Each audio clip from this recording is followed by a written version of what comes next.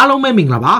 UK Match Day ရဲ့ Facebook နဲ့ YouTube Channel ကနေကြိုဆိုပါရစေဒီကနေ့ရဲ့နောက်ဆုံးရအားကစားသတင်းတွေကိုကြည့်ရမယ်ဆိုရင်တော့ Juventus အသင်းကအားကစား Director ဖြစ်တဲ့ Fabio Paratici က Club အသင်းရဲ့အားကစား Director ရာထူးကနေ Football Managing Director ရာထူးဆိုပြီးတော့ရာထူးတစ်မျိုးပေးလိုက်တယ် Club အသင်းနဲ့ပတ်သက်တာအားလုံးကိုသူ့ကိုတာဝန်ပေးပြီးတော့ကျန်တဲ့တယောက် Federico ကိုတော့သူတို့ကစီးပွားရေးနဲ့ပတ်သက်တဲ့အပိုင်းတွေမှာသူတာဝန်ပေးတယ်ပြီးတော့မှအားကစား Director အသစ်တယောက်ကိုလည်း Juventus ကခန့်လိုက်တယ် Juventus ကအလွတ်ပြောင်းရွှေ့ခြင်းနဲ့နှိုက်နေတဲ့ကစားသမားတွေကိုတွေးပြတော့ပါမလားဘာကြောင့်လဲဆိုတော့အားကစား Director ဟောင်းကအရန်တော်တယ်အပြောင်းရွှေ့မှာအလွတ်ပြောင်းရွှေ့ခြင်းရရင် Juventus ကိုပဲသွားတာဒါတော့မှ Sergio Ramos ကိုလာမယ့်ရာသီမှာအလွတ်ပြောင်းရွှေ့ခြင်းနဲ့ခေါ်ဖို့ David Alaba ဆိုတဲ့ Bayern Munich ရဲ့နောက်ခံလူကိုလည်းအလွတ်ပြောင်းရွှေ့ခြင်းနဲ့ခေါ်နိုင်ဖို့ Juventus ကကြိုးပမ်းနေတာတွေကအခုအရင်အားကစား Director အဟောင်းနဲ့လုပ်နေတာဆိုတော့ပြောလို့မရဘူး Juventus ကအားကစား Director အသစ်မှာဘာတွေပြောင်းလဲသွားနိုင်တယ်ဒီနေ့ရာသီမှာထူးထူးခြားခြား Leo Messi သွင်းဂိုးတွေကျဆင်းနေတယ်အထူးသဖြင့် La Liga 3ပွဲမှာသူတကူပဲသွင်းသေးတယ်ဒါအပြင် Argentina 2ပွဲမှာလည်းသူတကူပဲသွင်းသေးတယ်သွင်းတဲ့ဂိုးတွေကလည်း penalty တွေပဲပြောချင်တာက Leo Messi ကခါတိုင်းနှစ်ထက်သွင်းဂိုးတွေကိုပိုရဖို့ထက်အသင်းကပို balance ကြီးအောင်ပုံမပန့်ပိုးသွားမယ်ဆိုတဲ့ပုံစံမျိုးပြောထားတယ်ဗျအခု Real Madrid ရဲ့ဂိုးသမား Thibaut Courtois ကကလပ်အသင်းက Belgium အသင်းပေါ် Eden Hazard ကအသင်းကတော့ပြန်ရောက်ချမယ်ဘာညာလို့ပြောထားတဲ့အပေါ်ကို Thibaut Courtois က Eden Hazard ရဲ့အရေးချင်းကိုသူချွင်းချက်မရှိယုံကြည်ကြောင်းနဲ့ Belgium မှာလည်းသူများစွာပြသခဲ့ပြီး Chelsea မှာလည်းသူပြသခဲ့ပြီးသူ့ရဲ့အရေးသွေးကိုမကြခင်ပြန်လဲတွေ့ရမယ်သူဘာသူလဲဆိုတာကိုကောင်းကောင်းပြသလိမ့်မယ်ဆိုပြီးတော့Eden Hazard နဲ့ပတ်သက်တာကို Thibaut Courtois ကပြောကြားခဲ့တယ် Thibaut Courtois ကနောက်တစ်ခုပြောလိုက်တာက Real Madrid အသင်းပေါ် Gareth Bale ဟာ Tottenham ကိုပြောင်းသွားတဲ့အပေါ်ကိုသူကဘာပြောလဲဆိုတော့သူ့အနေနဲ့အကောင်းဆုံးလန်ဒန်အသင်းကိုမပြောင်းရွှေ့ခဲ့ဘူးလို့သူကပြောခဲ့တယ်ပြောချင်တာက Gareth Bale နဲ့သူ့နေကြမှာအရန်ကို close ဖြစ်တယ် Gareth Bale ကပါအသင်းမှာအောင်မြင်ပါစေအင်္ဂလန်မှာအောင်မြင်ပါစေသူကစားခွင့်ရတဲ့တော့လေသူ့အနေနဲ့ကျေနပ်တယ်လို့ပြောထားပေမဲ့ဘာကြောင့်သူဟာအကောင်းဆုံးလန်ဒန်ကလပ်ကိုမပြောင်းလဲဆိုတာကိုပြောလိုက်တယ်ဒါပေမဲ့သူအောင်မြင်မှုရရှိပါတယ်ဆိုပြီးတော့Thibaut Courtois ကဆူတောင်းပေးပြီးတော့ Tottenham Hotspur ကိုသူကခနဲ့လိုက်တယ် PSG မှာနမေကျော်ဘောလုံးသမားတွေတော်တော်များများဆုံးရှုံးနေတယ်သူတို့ပြင်အခါဒီ injury ဖြစ်တဲ့အချိန်တစ်ဖက်မှာလည်းကစားသမားတွေတော်တော်များများကို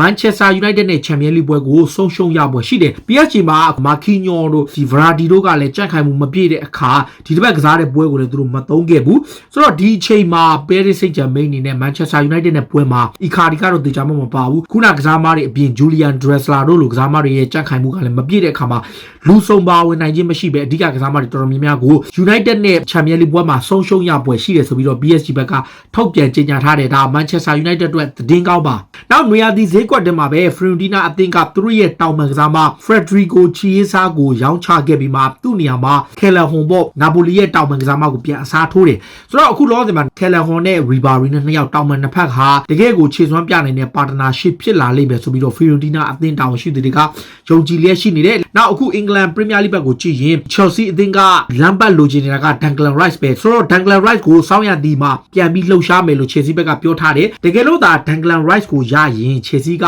N'Golo Kante ကိုရောင်းချသွားမယ်လို့ပြောထားတယ်ဆိုတော့လက်ရှိနေထားရ23နှစ်ရှိတဲ့ဒီလူငယ်ကစားသမားလေးကို Chelsea ဘက်ကပေါင်တန်း80လောက်ပေးရမယ်အချိန် N'Golo Kante ကိုသူတို့ဘယ်လောက်နဲ့ပြန်ရောင်းချနိုင်မလဲတကယ်လို့ရောင်းချနိုင်မယ်တန်းကြီးများများရလို့ရှင်တော့သူက Kante ကိုရောင်းချပြီးတော့ Rice ကိုဝယ်မယ် Rice ကတော့သူတို့ရဲ့ target အဖြစ်ရှိနေတယ်လို့သူပြောထားတယ်နောက် Chelsea က Carlan Hassan အတွိုင်းကို Bayern Munich အသင်းကခေါ်ယူဖို့ကြိုးပမ်းခဲ့တာမှန်ကန်ကြောင်းကိုအားကစား Director ဖြစ်သူ Salihamidzic ဆိုတာကအရင်က Bayern Munich မှာတကယ်အားထားရတဲ့ကစားသမားတစ်ယောက်ခုတော့အားကစား Director ဖြစ်ဆောင်ရွက်နေတယ် Salihamidzic ကိုယ်တိုင်ကဝန်ခံတယ် Hassan အတွိုင်းကိုသူတို့ခေါ်ချင်တဲ့အဓိကအချက်က Ivan Perisic ကိုသူတို့ဆုံးရှုံးလိုက်ရတယ်တစ်ဖက်ကလည်း Coutinho ကိုဆုံးရှုံးလိုက်ခါမှာတောင်ပံနှစ်ဖက်ဆုံးရှုံးလိုက်ရတော့ Douglas Costa ကိုသူတို့အစားထိုးခေါ်ခဲ့ပေမဲ့ဒီ Hassan အတွိုင်းကိုလည်းသူတို့ရဲ့အနာဂတ် plan ထဲမှာထည့်ခဲ့တဲ့အတွက်ခေါ်ယူဖို့ကြိုးပမ်းခဲ့တယ်ဒါပေမဲ့ Chelsea အသင်းကပယ်ချခဲ့တယ်ဆိုပြီးပြောထားတယ်ဗျ Liverpool အသင်းရဲ့နီးပြ Jurgen Klopp က Wolverhampton ရဲ့တောင်ပံကစားသမား Adama Traore ကိုလိုချင်နေတုံးပဲ Wolves ကစားသမားကပြီးခဲ့တဲ့ရာသီမှာတော်တော်ကိုကောင်းတာခြေစွမ်းအရန်ပြတဲ့အခါမှာသူ့ဘော်ကိုစိတ်ဝင်စားတဲ့သင်းတွေအများကြီးပဲအဲ့ထက်မှာ Manchester City အပါအဝင်ထိပ်တန်းကလပ်တွေအများကြီးပါတယ်ဆိုတော့ Adama Traore ကို Liverpool ကခေါ်ဖို့လုပ်တဲ့အချိန်သူတို့ကပေါင်63တန်းလောက်ထိတော့ Traore ရဲ့တန်ကြီးရှိတဲ့ဒါ Jurgen Klopp အနေနဲ့သူဟာရေရှည်မှာ Sadio Mane နဲ့ Mohamed Salah တို့ရဲ့တောင်ပံကိုအားဖြည့်နိုင်ဖို့တဲ့ Traore ကိုခေါ်ယူဖို့သူကြိုးပမ်းနေတယ်ဆိုတဲ့အကြောင်းကို Britain သတင်းစာတွေမှာဖော်ပြနေတာပါEdinson Cavani တယောက်ဘာကြောင့် Manchester United ကိုရောက်လာလဲဆိုတဲ့အကြောင်းကထွက်ပေါ်လာခဲ့တယ်။ဒီက Cavani က Atletico Madrid ကိုပြောင်းမယ် Benfica ကိုပြောင်းမယ်အသင်း3-4သင်းလောက်သူကြိုးပမ်းခဲ့တယ်။သူ့ရဲ့လောက်ခလာစာမြန်မာမှုတွေဘယ်အသင်းမှမပေးနိုင်တဲ့အတွက်ကြောင့်အပြောင်းရွှေ့ပြတ်နေတဲ့အချိန်နောက်ဆုံးမှာ နာမည်ကျော် superstar agent Jorge Mendes ဝင်ရောက်လာပြီးတော့ Manchester United နဲ့သူချိတ်ပေးလိုက်တဲ့အခါမှာ Manchester United ကနောက်ဆုံးမှာ Edinson Cavani ကိုခေါ်ဖို့လှုပ်သွားတယ်အဲ့ပြောင်းရွှေ့တဲ့ကို Jorge Mendes ကလည်းအိတ်ထဲကိုပတ်စံအများကြီးထည့်သွားသလို United လည်းသူ့ကိုလောက်ခလာစာတစ်ပတ်ကို2,200,000ထိပေးပြီးတော့ခေါ်ခဲ့ရတယ်အဓိက social ကိုယ်တိုင်လက်ခံခဲ့တဲ့အခါမှာဒီပြောင်းရွှေ့ဖြစ်သွားတယ်ခု Manchester United ရဲ့ကိုယ်သမား David De Gea ကစပိန်မှာရော United မှာပါ competition ဖြစ်နေတယ်စပိန်လေရေးစင်မှာဆိုရင် Kepa Arrizabalaga ကိုကြောက်နေရတယ်ဘာကြောင့်လဲဆိုတော့ Kepa Arrizabalaga သူနဲ့အပြိုင်သုံးနေတဲ့သူဒါအပြင် Dean Henderson ကလည်း United အသင်းမှာရှိတဲ့အခါမှာကစားမ2ယောက်ဟာ Manchester United နဲ့စပိန်လေရေးစင်အသင်းကသူ့ကို pressure ပေးနေတဲ့ကြောင့်သူအားလည်းရက်မှာတော့မှသူ training လုပ်ပြီးတော့သူ့ရဲ့ lesson ပိုတက်လာဖို့တော့သူကြိုးပမ်းနေတယ်ဆိုဖော်ပြထားတယ် Henderson ကတော့ David De Gea အမှားလုပ်ပြီးဆိုတော့တေချာပေါက်ဝင်ဖို့အတွက်သူကစောင့်နေတာပါနောက် Manchester United အသင်းကလည်း Real Madrid အသင်းရဲ့လူငယ်ကစားမ Odiga ပေါ့အဲ့ကစားမလေးကိုစလိုက်ခဲ့တာကြာပြီဗျဆောင်းရသည့်ဈေးကွက်မှာ Real ရဲ့လူငယ်ကစားမလေး Odiga ကိုခေါ်ခြင်းနဲ့ဒါပေမဲ့ United က2014တုန်းကရော2015-16တုန်းကလည်း Odiga ကိုခေါ်ဖို့အချိန်ချင်းကြိုးပမ်းခဲ့တယ်အဲ့တုန်းက Real ကအသက်အရန်ငယ်တဲ့သူ့ကိုအငှားတွေကြီးဆွတ်ချရင်းနဲ့နောက်ဆုံး Ranger တော့မှသူအငှားသွားကစားခဲ့ဘူးတယ်ဆိုတော့အခု Real Madrid အသင်းကနေ United ကလာမဲ့ဆောင်းရသည့်ဈေးကွက်မှာအရာခေါ်ယူနိုင်ဖို့ကမ်းလှမ်းဖို့အသင့်ရှိနေတယ်ဆိုပြီးဖော်ပြထားတယ်ဒီကစားမလေးကို Manchester United အနေနဲ့မြင်မာတဲ့ပြောင်းရွှေ့ခြင်းမျိုးပေးရမယ်အဲ့ဒါမှမပေးနိုင်ရင်တော့ခက်ခဲတယ်တခါ Arsenal အသင်းရဲ့နီးပြ Mikel Arteta ကလည်းဗာပြောလဲဆိုတော့သူတို့ရဲ့အသင်းမှာ Arsene Wenger ကိုပြန်လည်မြင်ချင်တယ်လို့ပြောထားတယ်ဗျာ Arsene Wenger က Mikel Arteta ကို2011ခုနှစ်တုန်းက Everton ကနေခေါ်ခဲ့တာပါအဲ့တုန်းက10သန်းနဲ့လာမသိခေါ်ခဲ့တာဆိုတော့ Mikel Arteta အနေနဲ့ Arsenal အသင်းမှာ Arsene Wenger လို့သူတို့ရဲ့ဂန်နဝေနီးပြကြီးကိုအသင်းမှာယာရုတစ်ခုခုနဲ့ဆက်ရှိခြင်းနေကြောင်းနဲ့ဒီအသင်းမှာ Arsene Wenger ကိုတွေ့ကျင်တယ်လို့ပြောထားတယ်တစ်ချိန်တည်းမှာပဲ Watson အသင်းကကစားမဟောင်းဖြစ်တဲ့ Jack Wilshere က Arsenal အသင်းကိုပြန်လာဖို့သူကိုယ်တိုင်ကမ်းလှမ်းခဲ့တယ်ဗျာ Jack Wilshere ရဲ့ agent ဖြစ်သူကိုယ်တိုင်ထွက်လာပြီးတော့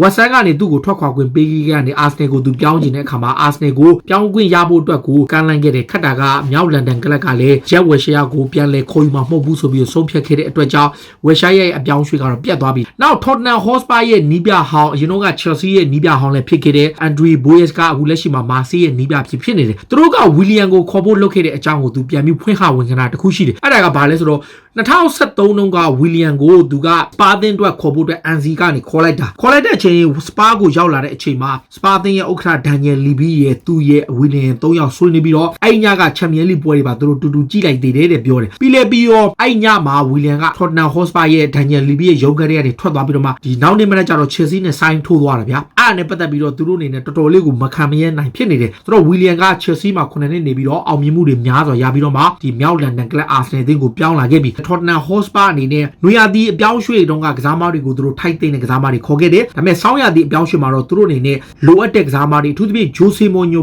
ကိုဥက္ကဋ္ဌဖြစ်သူ Daniel Levy ကယုံကြည်မှုအပြည့်ရှိတဲ့အတွက်ကြောင့်သူလိုချင်တဲ့ကစားမတွေကိုဖြည့်တင်းပေးသွားမယ်လို့ပြောထားတယ်အဓိကသူက Inter Milan ရဲ့နောက်ခံလူ Milan Skriniar ကိုလိုချင်တယ်ဒါပေမဲ့ Jose Mourinho ကိုယ်တိုင်တောင်းဆိုထားတဲ့ကစားမကပြောင်းရွှေ့ခြင်းအရန်များတဲ့အခါမှာ Tottenham ဘက်ကစဉ်းစားနေတယ် Manchester City ကလည်းသူတို့ရဲ့လူငယ်ကစားမ Matt Smith ကိုအငှားချတော့မယ် Matt Smith ကအခုအသက်20ပဲရှိတယ် City မှာကစားခွင့်ရဖို့တော်တော်လေးကိုအခြေအနေကောင်းပေမဲ့သူ့အနေနဲ့လူငယ်ကစားမတစ်ယောက်အနေနဲ့တင်ယူစရာတွေအများကြီးရှိတဲ့အတွက်ကြောင့် City ဘက်က100သီးတော့သူ့ကိုထပ်ပြီးအငှားချဖို့စဉ်းစားထားပါတယ်ဘေးကလပ်ကိုငှားချမယ်ဆိုတော့ကလပ်အသင်းကထုတ်ပြန်ကြေညာထားခြင်းမရှိသေးဘူးနောက် City အနေနဲ့အခု Sergio Aguero ရဲ့ injury ကလည်းပြန်တော့ကောင်းနေပြီ training လည်းပြန်ဆင်းနေပြီဒါပေမဲ့သူ့ကိုအရန်ကြီး risk ယူပြီးပြန်သုံးလို့ဒဏ်ရာပြန်ရသွားလို့ရှိရင်သူတို့အနေနဲ့အချိန်ချင်း Emre Laporte တုန်းကလည်းဒီလိုဖြစ်ခဲ့တယ်သူတို့အရန် rush လုပ်ပြီးတော့ Laporte ကိုချက်ချင်းပြန်သုံးတဲ့အခါမှာ Laporte ဒဏ်ရာရသွားတဲ့အခါမှာမလူအပ်ပဲနဲ့နောက်ထပ်နားရတာတွေအကြောင်း Sergio Aguero ကိုတော့သူတို့အနေနဲ့ချက်ချင်းသုံးမှမဟုတ်သေးဘူးသူ့ရဲ့အခြေအနေတော်တော်ပြန်ကောင်းလာတော့မှဖြည်းဖြည်းချင်းဒီမိနစ်လေးတွေနည်းငယ်ရအောင်သူတို့သုံးသွားဖို့ plan ရှိတယ်ဆိုပြီးတော့ City ဘက်ကပြောထားတယ် Gabriel Jesus ရဲ့အတိုင်းဒါကတော့ကျွန်တော်တို့ဘယ်လိုရှိနေရှိတယ်တော့မသိသေးဘူးနောက်ကျွန်တော်တို့မှတ်မိလားအရင်တုန်းကအသက်14လေးနဲ့အရန်ကိုနာမည်ကြီးတဲ့ Edu လေ American ကစားသမားလေး Freddie Edu ဆိုတာသူကအခု32နှစ်ရှိပြီနော်18နှစ်တီတီဘောလုံးလောကမှာကျွန်တော်နာမည်ကြီးလာခဲ့တာခြေစွမ်းကအလောက်မဟုတ်ဘူး American ဘောလုံးလောကမှာရောကမ္ဘာဘောလုံးလောကမှာအသက်14နှစ်နဲ့အရန်နာမည်ကြီးခဲ့တဲ့ကစားသမားလေး Edu ဟာအခု32နှစ်ရှိပြီသူ့ရဲ့ professional ကစားသမားတန်တလျှောက်15အသင်းမြောက်အသင်းကိုပြောင်းသွားတာ Sweden club ဖြစ်တဲ့ Österland ဆိုတဲ့အသင်းလေးကိုပြောင်းသွားတာသူ့ကိုစံချိန်ချိုးနိုင်မှာ Kevin Prince Boateng တယောက်လောက်ပဲရှိမယ်ကျန်တဲ့လူတွေကလုံးဝမရှိဘူးဒါဟာတော်တော်လေးကိုများတယ်အမှန်တိုင်းပြောရင်ခြေစွမ်းလည်းအဲ့လောက်မပြနိုင်ပါဘူးကစားတဲ့အသင်းတွေကအများကြီးပဲဒါပေမဲ့သူက USA ကစားမတယောက်ဖြစ်နေလို့နာမည်ကြီးသွားတာလည်းဖြစ်နိုင်တယ်ဒါကတော့စိတ်ဝင်စားစရာအားကစားနဲ့အပြောင်းရွှေ့သတင်းတွေနောက်ဆုံးရသတင်းတွေကိုတင်ဆက်ပေးတာပါကျွန်တော်တို့အစီအစဉ်ကိုပုံမှန်ကြည့်ရှုအားပေးနေကြတဲ့ဘောလုံးချစ်ပြည်သက်တွေအားလုံးကိုထူးပဲကျေးဇူးတင်ပါတယ်ဆက်ပြီးလဲအားပေးကြပါအောင်လို့ကိုမမှာလဲဝင်ရောက်မှတ်ချက်ပေးရေးသားကြပါလို့ပြောရင်ဒီကနေ့အစီအစဉ်ကိုဒီမှာပဲအဆုံးသတ်ပြစေအားလုံးကိုကျေးဇူးတင်ပါတယ်ဗျ